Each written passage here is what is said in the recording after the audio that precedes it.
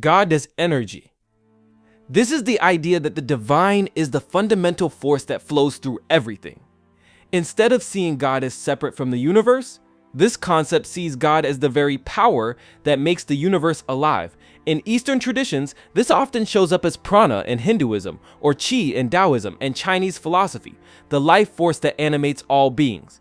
In these views, the divine isn't something outside of us, but the energy pulsing through our breath, blood, and the natural world. In modern physics-inspired spirituality, people sometimes link this to the idea of energy fields, vibrations, or the fact that everything in the universe is made of energy at a fundamental level. God then is imagined as the infinite energy source behind all creation, the spark that ignited the Big Bang, and the current that keeps galaxies spinning and atoms moving. Some mystical Christian and Jewish thinkers have hinted at this too. In Kabbalah, for example, God's essence flows into creation as divine energy called Ein Sof, or infinite light. Similarly, Christian mystics sometimes talk about the energies of God as distinct from God's essence, which humans can experience directly. The key point of this concept is that God isn't a being you pray to, God is the very current of existence itself, the dreamer God. This is the idea that existence itself is the dream of a divine being. In this view, reality isn't a physical machine, but a living dreamscape. We, the world, even time itself, all are unfolding within the imagination of God. You see this concept most vividly in Australian Aboriginal Dreamtime. In their traditions, ancestral beings dreamed the land, animals, and people into existence.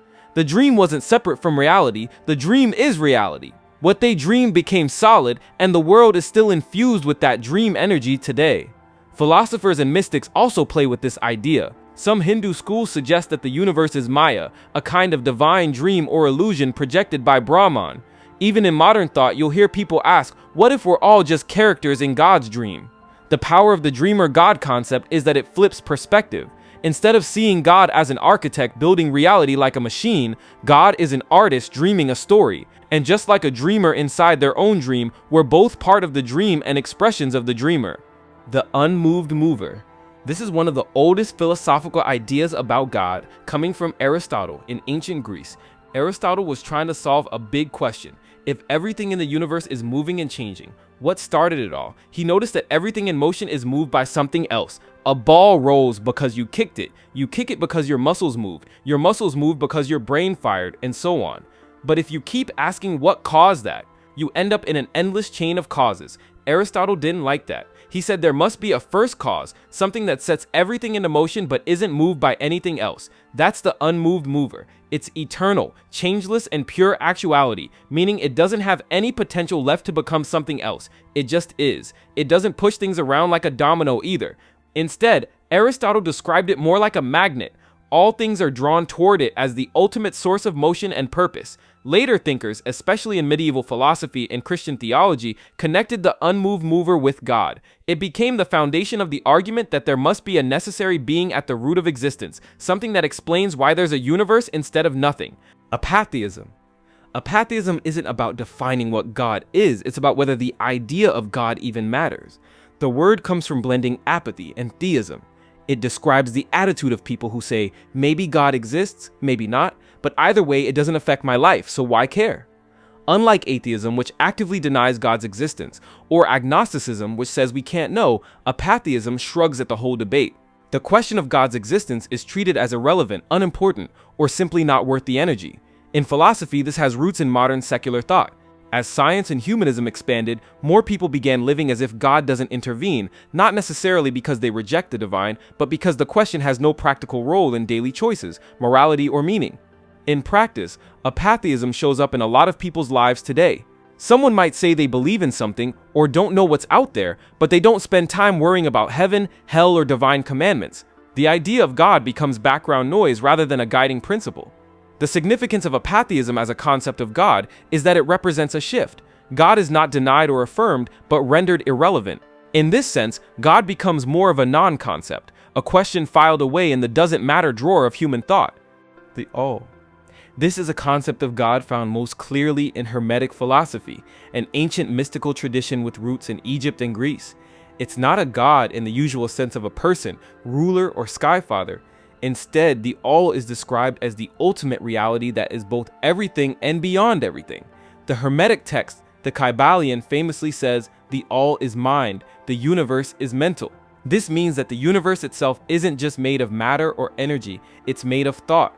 Everything that exists is a thought within the infinite mind of the all. Just as a dreamer contains an entire dream world inside their head, the all contains the entire universe inside its consciousness. But the all is more than just the universe.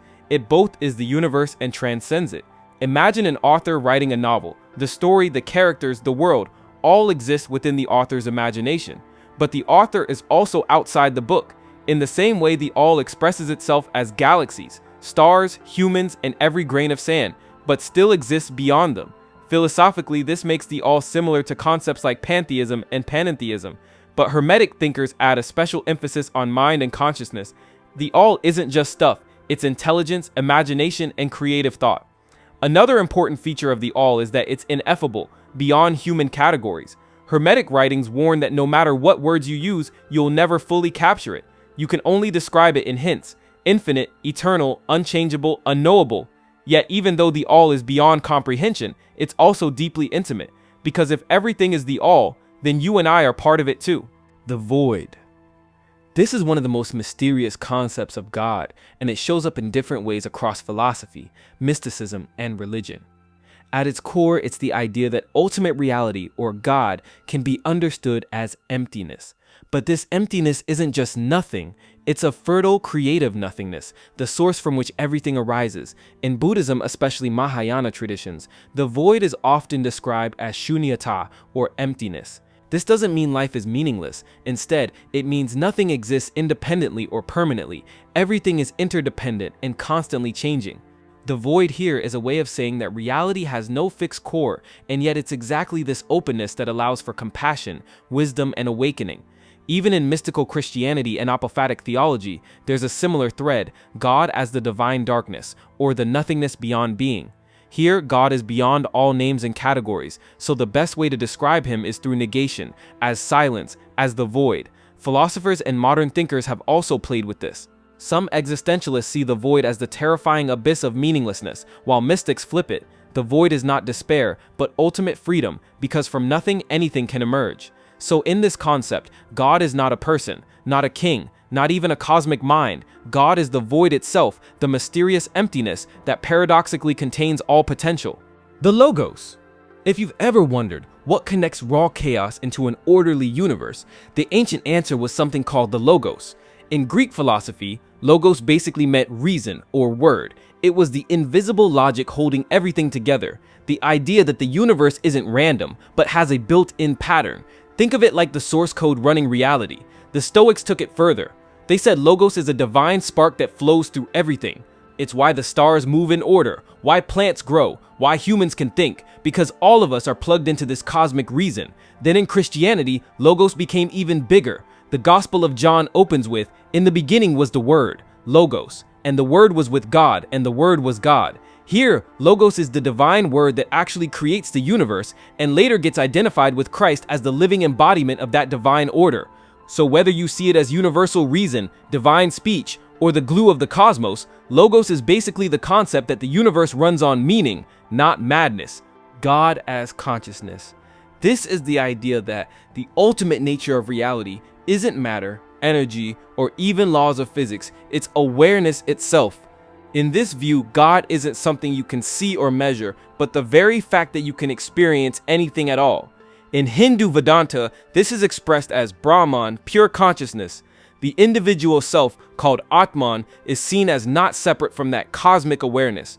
The famous teaching Tattvam Ashi means you are that. Your inner awareness and the divine are one and the same. In Buddhist thought, especially in Mahayana, ultimate reality is sometimes described as luminous awareness, a clear, empty consciousness that underlies all experiences.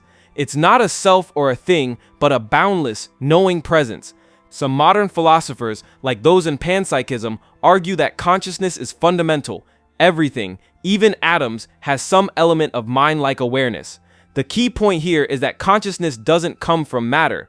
Instead, matter and the universe emerge within consciousness. God then is not just aware of the universe, God is the awareness in which the universe appears. For humans, this flips the script. When you look inward at your own awareness, you're not just seeing your personal mind. You're tapping into the same consciousness that holds galaxies, atoms, and all of existence.